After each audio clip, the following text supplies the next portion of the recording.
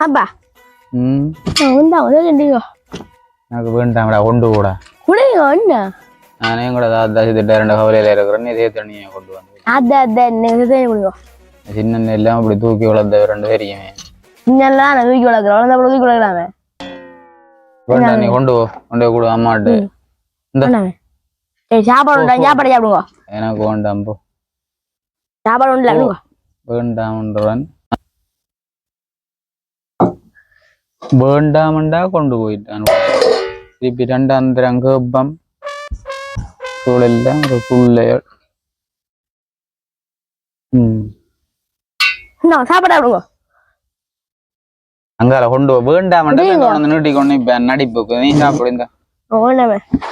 சாப்பிடல இல்ல முட்டை சாப்பாடு அம்மா அம்மா